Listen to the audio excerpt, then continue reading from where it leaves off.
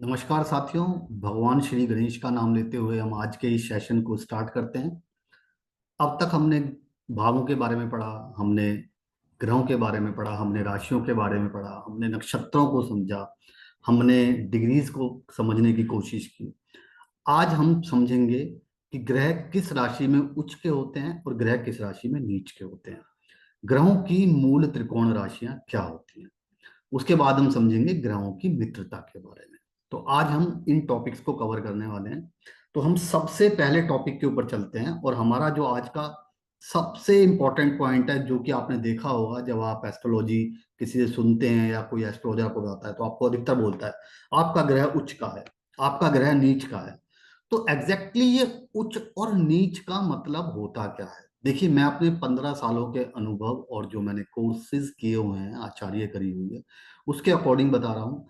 क्योंकि बहुत से लोग उच्च और नीच को गलत तरीके से समझते हैं। उच्च का मतलब होता है मोर पावरफुल, यानी कि जो भी वो रिजल्ट देगा वो ग्रह की प्लेसमेंट के ऊपर डिपेंड करेगा कि वह उस लगन के लिए अच्छा है या बुरा है, वह अच्छे भावों के रिजल्ट दे रहा है या वो खराब भावों के रिजल्ट दे रहा है। तो अगर वो उच्च का है तो वो चाहे अच्छे रिजल्ट देगा या खराब रिजल्ट देगा, वो पूरी पावर से देगा, यानी कि फुल पावर से रिजल्ट देने वाला है। इसी तरीके से जो नीच का ग्रह होता है उसका मतलब हो गया कि वो स्ट्रॉन्ग कम है, वो जो रिजल्ट देगा वो कंफ्यूजन के साथ देगा, वो डिले के साथ देगा, वो स्ट्रगल के साथ रिजल्ट देगा। तो यह होता है ग्रहों के उच्च और नीच का मतलब।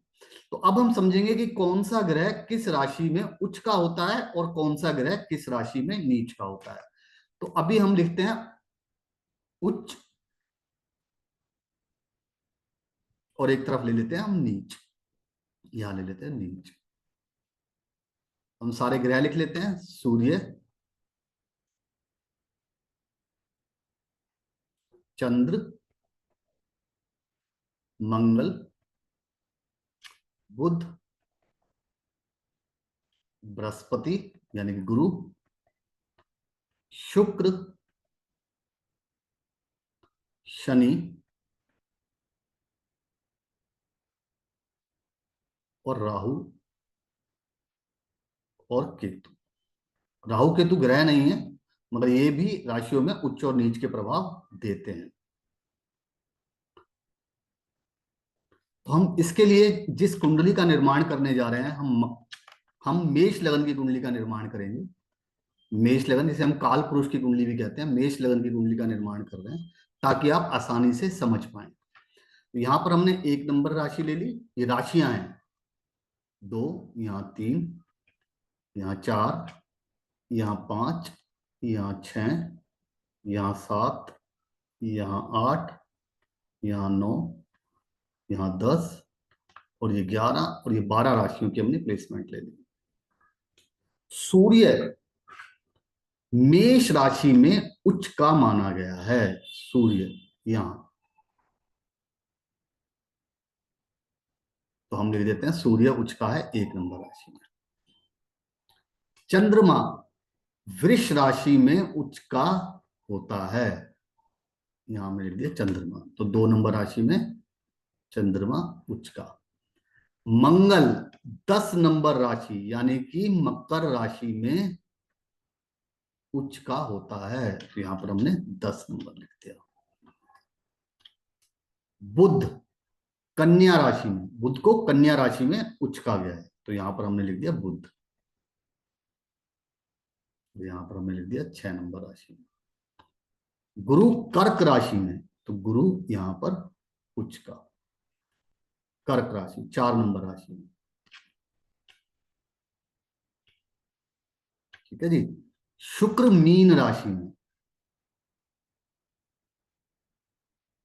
12 नंबर राशि में। शनि तुला राशि में, 7 नंबर राशि तुला राशि। राहु को 2 और 3 नंबर राशि में उच्च स्थान प्राप्त है। राहु तो 2 और 3, 2 नंबर राशि कौन सी होगी? वृष राशि। और 3 नंबर राशि होगी मिथुन राशि। 2 और 3 राशि। इसी के अपोजिट केतु हो गया। ठीक है जी। तो मैं इसको जरा ठीक कर देता हूँ, सॉरी।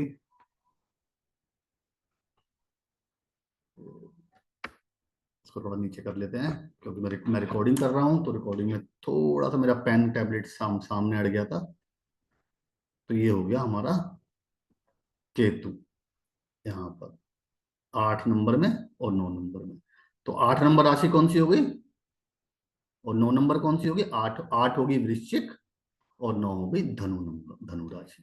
तो ये हैं इनकी जो प्लेसमेंट है जिसमें ये उच्च के होते हैं, यानी कि 1 नंबर, 2 नंबर, 10 नंबर, 6 नंबर बुध, 4 नंबर में गुरु, 12 नंबर में शुक्र, शनि 7 नंबर में, राहु 2 और 3 नंबर में, केतु 8 और 9 नंबर में।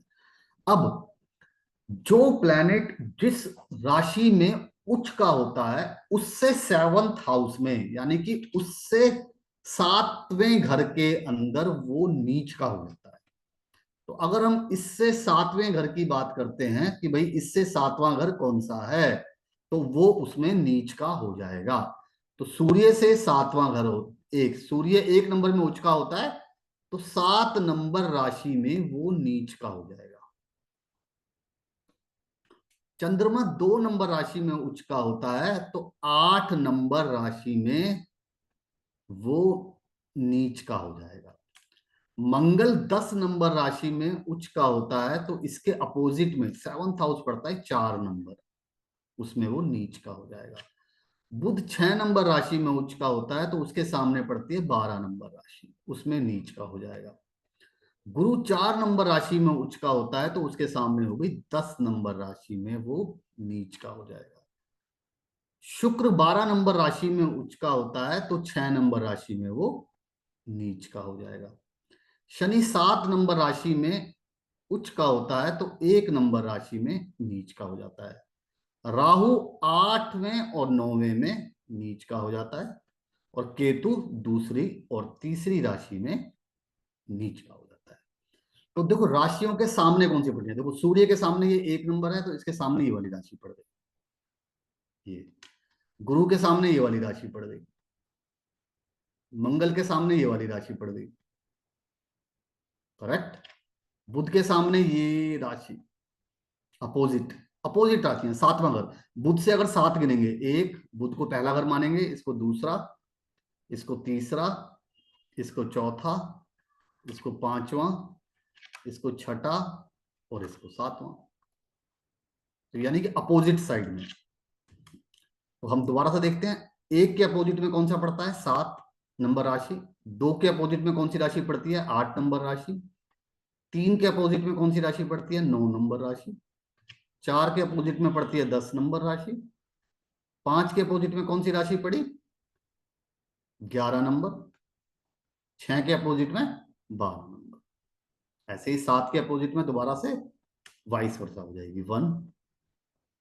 8 के अपोजिट में 2, 9 के अपोजिट में 3, 10 के अपोजिट में 4, 11 के अपोजिट में 5 और 12 के अपोजिट में 6 नंबर राशि।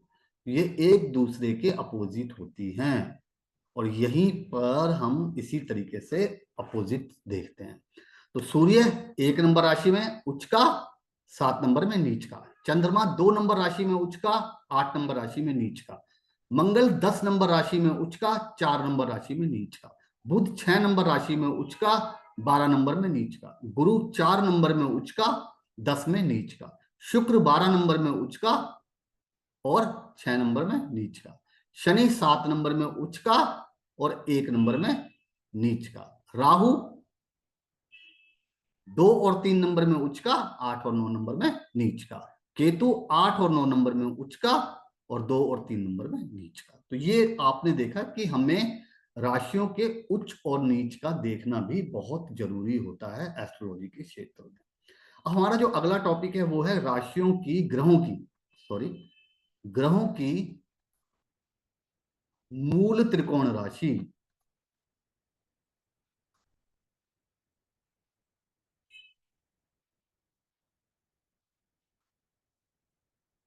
अब ये मूल त्रिकोण राशि क्या होती है? मूल त्रिकोण देखिए, अधिकतर जो प्लैनेट्स हैं उनको 2 राशियों का स्वामित्व प्राप्त है, सूर्य और चंद्रमा को छोड़ के। तो सबसे पहले हम स्वामित्व देखते हैं। सूर्य को 5 नंबर राशि का स्वामित्व प्राप्त है। 5 नंबर मतलब हो गया सिंह राशि। चंद्रमा को 4 नंबर राशि का स्वामित्व प्राप्त है, कर्क राशि। मंगल जो है उसको 1 नंबर मेष और 8 नंबर वृश्चिक राशि का स्वामित्व प्राप्त है। इसी तरीके से बुध जो है उसको 3 नंबर मिथुन और 6 नंबर कन्या का स्वामित्व प्राप्त है। गुरु जो है उसको 9 नंबर और 12 नंबर यानी कि धनु और मीन। शुक्र जो है 2 नंबर और 7 नंबर, 2 नंबर होगी वृष और 7 नंबर होगी तुला। शनि 10 नंबर और 11 नंबर, 10 नंबर हो गई मकर और 11 नंबर होगी कुंभ। तो ये हो गई हमारी राशियों के स्वामित्व प्राप्त है।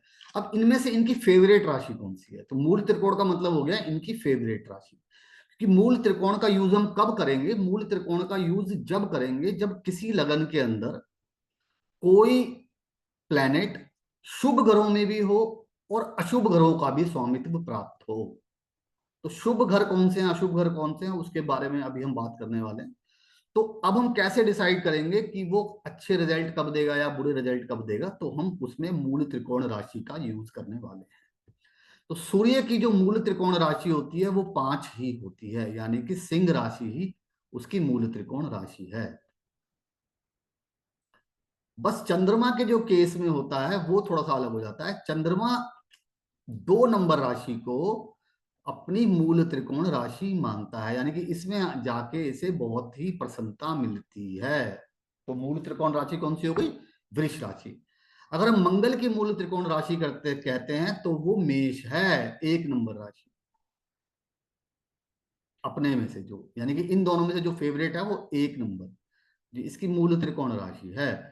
ऐसे ही बुध की जो फेवरेट राशि है वो है कन्या, यानी कि 6 नंबर कन्या। इसी तरीके से अगर हम गुरु की मूल त्रिकोण राशि की बात करते हैं तो वो होती है 9 नंबर धनु।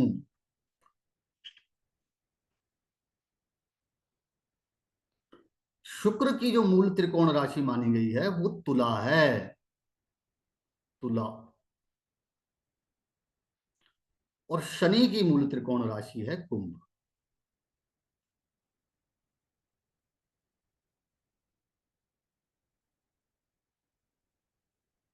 तो ये है इनकी मूल त्रिकोण राशियां। जब हम देखिए, मैं फिर से आपको समझा रहा हूं कि अभी हम क्या कर रहे हैं, एक माला तैयार कर रहे हैं। हम धागे में मोती पिरो रहे हैं। सबसे पहला मोती हमने डाला भावों का, उससे अगला मोती डाला ग्रहों का, उससे अगला मोती डाला राशियों का, उससे अगला मोती डाला हमने नक्षत्रों का। फिर हमने क्या समझी? डिग्रीज को समझा। फिर हम क्या समझा? हमने उच्च और नीच को समझा। अब हमने क्या समझा? मूल त्रिकोण राशियों को समझा। तो इस तरीके से हम पूरी की पूरी एस्ट्रोलॉजी के बेसिक्स को, मूलभूत जो सिद्धांत हैं, जो इसकी नींव है, उसको समझ रहे हैं। तो बड़े ही ध्यान से अपने नोट्स बनाना और अच्छे तरीके से इन चीजों को सीखना। तो ये हो गई मूल त्रिकोण राशियां। अब जो हमारा अगला टॉपिक है वो है ग्रहों की नैसर्गिक मित्रता। तो अब हम ग्रहों की नैसर्गिक मित्रता के बारे में बात करने वाले हैं कि भाई ग्रहों की नैसर्गिक मित्रता क्या होती है। तो ग्रहों की 3 तरीके की मित्रता होती है, एक होती है नैसर्गिक मित्रता और एक होती है तत्काल मित्रता। तो अभी जो हम बात करने वाले हैं वो नैसर्गिक मित्रता के बारे में बात करने वाले हैं कि कौन सा ग्रह किस ग्रह को पसंद करता है और कौन सा ग्रह किस ग्रह को पसंद नहीं करता है। तो अभी हम नैसर्गिक मित्रता की बात करने वाले हैं। तो ये मैंने सारे ग्रहों का एक टेबल बना लिया है। तो अब हम मित्रता के बारे में बात करते हैं कि भाई सूर्य किस किस को मित्र मानता है और सूर्य किस किस को अपना मित्र नहीं मानता है। तो हम इस बारे में डिटेल में बात करने वाले हैं। तो मैंने सारे प्लैनेट साइड में लिख दिए हैं। अब हम मित्रता और शत्रुता की बात करने वाले हैं। तो अगर हम सूर्य की बात करते हैं तो ध्यान से समझिएगा इस वाले टॉपिक को, क्योंकि इस टॉपिक के ऊपर बहुत कुछ डिपेंड करता है आपका। क्योंकि जब आप दशा अंतरदशाओं को देखेंगे तो मित्रता शत्रुता के तरीके से ही आप दशाओं और अंतरदशाओं का फलित कर पाएंगे। तो सबसे पहले हम सूर्य के कहते हैं। सूर्य चंद्रमा को मित्र मानता है। मंगल को मित्र मानता है और गुरु को मित्र मानता है। शत्रु किन्हें मानता है? शनि को और शुक्र को। और सम किसे मानता है? बुध को।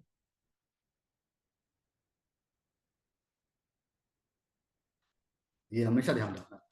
अब हम चंद्रमा की बात करते हैं तो चंद्रमा जो होता है वो सूर्य को मित्र मानता है और बुध को मित्र मानता है। शत्रु चंद्रमा का कोई नहीं है, चंद्रमा किसी को शत्रु नहीं मानता। बाकी जो बचे मंगल, गुरु, शुक्र और शनि, इनको ये तटस्थ मानता है, यानी कि न्यूट्रल मानता है अपने लिए। ये चार्ट मैंने आपको आपके नोट्सों के अंदर ऐड है, तो लिखने की जरूरत नहीं है अभी। आप पहले नोट्स को समझने की कोशिश कीजिए पहले। मंगल, मंगल सूर्य मित्र है इसका, चंद्रमा मित्र है इसका और गुरु इसका मित्र है। शत्रु किसे मानता है मंगल? बुध को।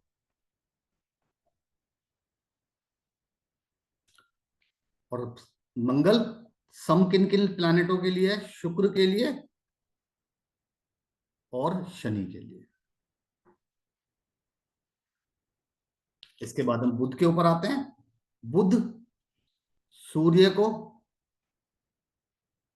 और शुक्र को अपना मित्र मानता है। चंद्रमा को अपना शत्रु मानता है। और बाकी जो भी प्लैनेट बचे यानी कि मंगल, गुरु और शनि को तटस्थ मानता है, यानी कि अपना सम मानता है। गुरु सूर्य,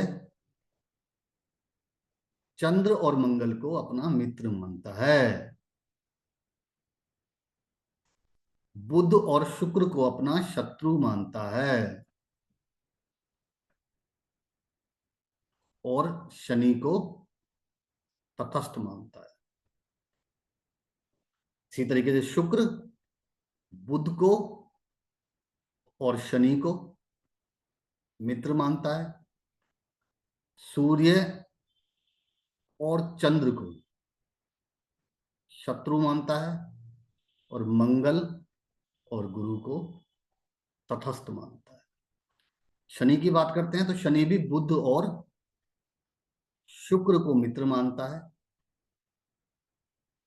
सूर्य को और चंद्र को शत्रु मानता है और मंगल और गुरु को तटस्थ मानता है। अब हम आते हैं राहु और केतु के ऊपर। राहु शुक्र को और शनि को मित्र मानते हैं, सूर्य को और चंद्र को शत्रु मानते हैं और मंगल को, बुध को और गुरु को तटस्थ मानते हैं। इसी तरीके से केतु जो है वो मंगल को मित्र मानता है, शुक्र को शत्रु मानता है और बाकी जितने भी प्लैनेट हैं यानी कि सूर्य, चंद्र, बुध, गुरु और शनि, इनको वो अपना तटस्थ मानते हैं, यानी कि न्यूट्रल मानता है। ठीक है जी। तो ये हो गई ग्रहों की नैसर्गिक मित्रता। इस मित्रता को याद करना बहुत जरूरी है। ये ही एक ऐसा टॉपिक है पूरी एस्ट्रोलॉजी के अंदर जो आपको याद रखना है। ग्रह, नक्षत्र कुछ भी भूल जाना, मित्रता और शत्रुता आपको बिल्कुल नहीं भूलनी, क्योंकि इसी के ऊपर सब कुछ बेस्ड है। तो इसका चाहे आपको सामने अपने चार्ट लगाना पड़े जब आप प्रिडिक्शन करें, तो इसका चार्ट बना के अपने हाथ से एक प्रिंट पे निकाल लेना। ठीक है जी। और ये आपके नोट्सों में अवेलेबल है। तो ये हमने यहां से इसको डिलीट मारा। अब हम बढ़ते हैं अपने नेक्स्ट टॉपिक की तरफ, जो सबसे इंपॉर्टेंट एक टॉपिक और है, वो है तत्काल मित्रता। तत्काल मित्रता क्या क्या होती है, तो हम तत्काल मित्रता के बारे में बात करेंगे कि तत्काल मित्रता कैसे निकालते हैं। देखिए, हमने नैसर्गिक मित्रता तो देख ली, अब हम आएंगे तत्काल मित्रता के ऊपर। तो हम यहाँ से फिर से इसको सेलेक्ट करते हैं और आते हैं तत्काल मित्रता। तत्काल मित्रता।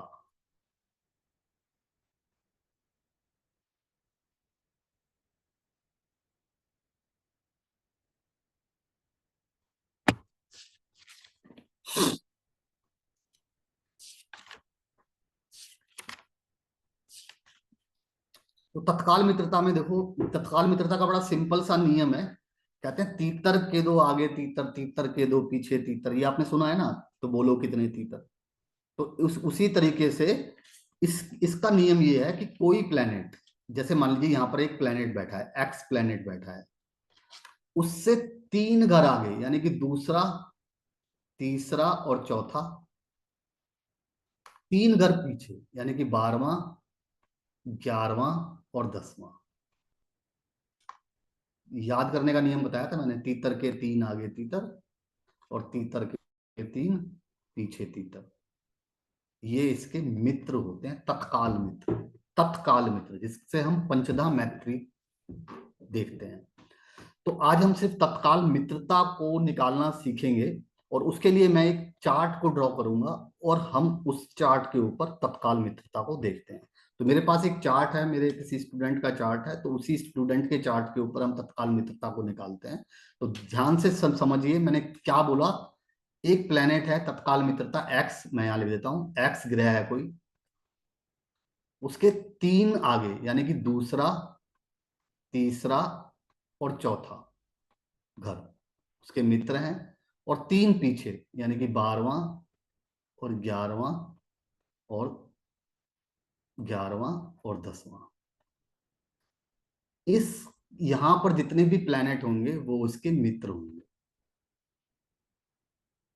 ये इसकी मित्रता का चार्ट है। सिंपल सा नियम है कि भाई वो इसके मित्र हैं और बाकी सब शत्रु हैं, बस। सिंपल सा नियम है इसका। तो अब हम देखते हैं, मान लीजिए हम एक चार्ट को ड्रा करते हैं। तो हम यहाँ से इसको यहाँ से मिटा देते हैं और हम एक चार्ट को ड्रॉ करेंगे।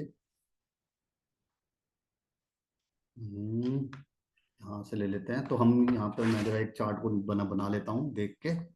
तो यहाँ पर हम ले लेते हैं सूर्य। ये हो गया सूर्य, ठीक है जी। यहाँ ले लेते हैं चंद्रमा, और यहाँ ले लेते हैं गुरु, और यहाँ ले लेते हैं बुध, यहाँ ले लेते हैं शनि,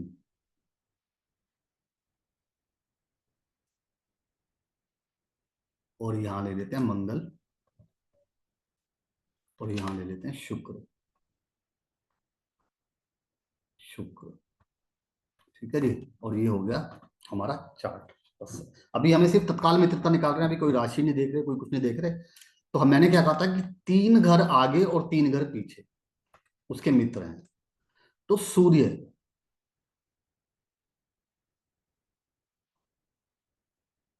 का मित्र कौन कौन से हैं, पहला क्वेश्चन। तो सूर्य का इसमें मित्र बना, तत्काल मित्रता के हिसाब से देख रहे हैं, ठीक है जी। तो सूर्य के मित्र बने 3 घर आगे। तो 3 घर आगे का मतलब हो गया ये चंद्रमा, एक घर ये हो गया, एक घर ये हो गया, और ये एक घर ये हो गया। तो चंद्रमा और गुरु, तो हमने लिख दिया चंद्रमा और गुरु उसके तत्काल मित्र हो गए। इसके बाद 3 घर पीछे, तो शुक्र और मंगल, है ना, ये 3 घर पीछे हो गए। तो शुक्र और मंगल, ये इसके हो गए 4 मित्र। शत्रु कौन से हो गए, ये जो है बुध और शनि। बुध और शनि, क्लियर? ठीक है जी। अब इसी तरीके से अगर मैं आपसे पूछूं कि चंद्रमा के कौन कौन से मित्र हैं, चंद्रमा के, तो आप कैसे बताएंगे? तो हम मैं आप फिर से ले लिया, हमने चंद्रमा ले लिया, चंद्रमा पे गए, चंद्रमा से तीन घर आ गए, ध्यान से समझिए, तीसरा, तो ये पहला, ये हो गया दूसरा घर, ये हो गया, ये, और ये हो गया तीसरा। तो यहाँ पर जितने प्लेनेट हैं ये इसके मित्र हैं, ये हो गया पहला, ये हो गया दूसरा, और ये हो गया तीसरा, तो ये इसके मित्र हैं। तो मित्र कौन कौन से हो गए चंद्रमा के? गुरु, तत्काल मित्र के बारे में बात कर रहे हैं। बस एक यहाँ पर गुरु ही आया, इस घर में, इस घर में, और इस घर में। या हमने क्या बोला था? उससे दूसरा घर, उससे तीसरा घर, और उससे चौथा घर, तो ये उसके मित्र हैं। और पीछे के तीन घर, तो ये उसके मित्र हैं। तो चंद्रमा से पीछे के तीन घरों में कौन कौन से निकले? सूर्य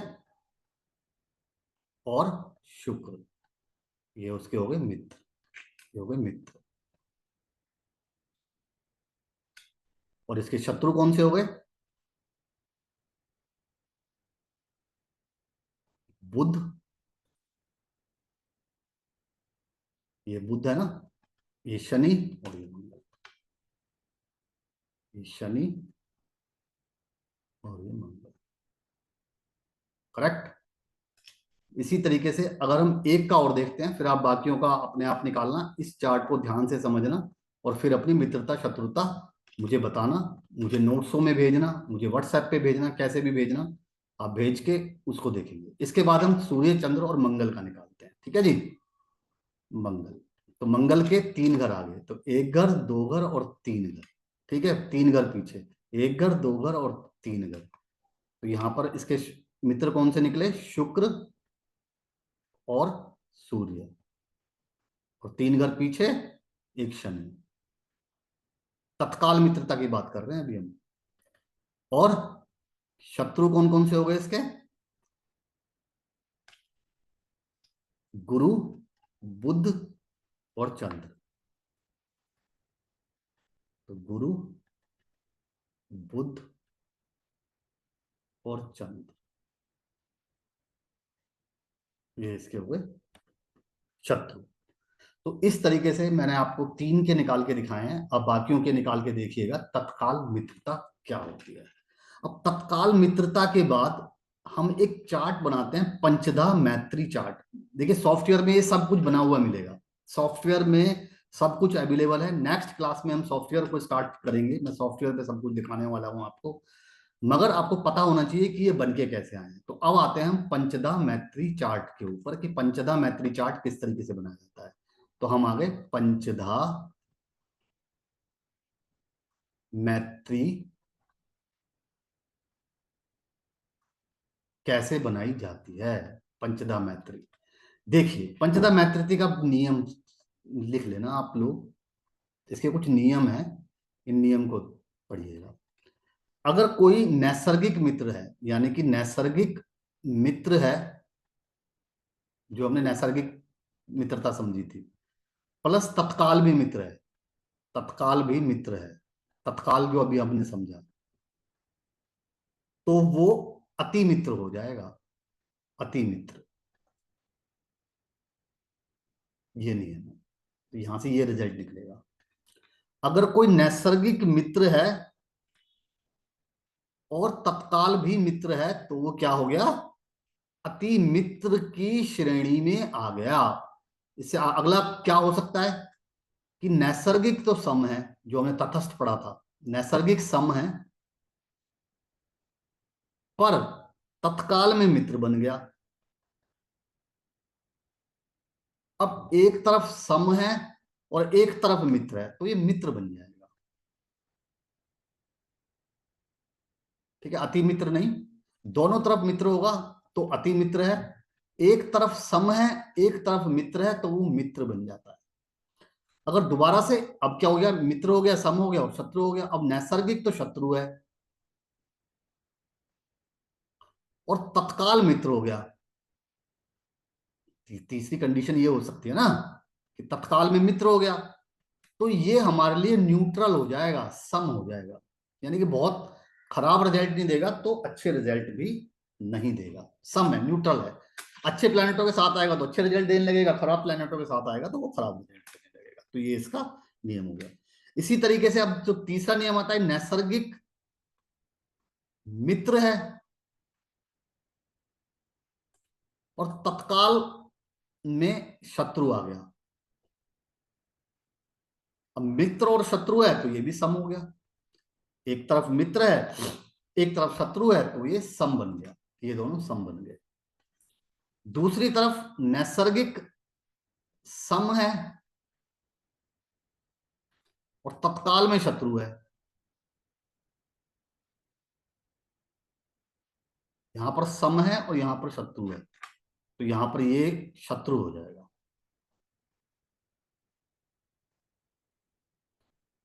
और यहां पर दोनों तरफ अगर शत्रु है, नैसर्गिक में भी शत्रु है और तत्काल में भी शत्रु है, तो ये हो जाएगा अति शत्रु।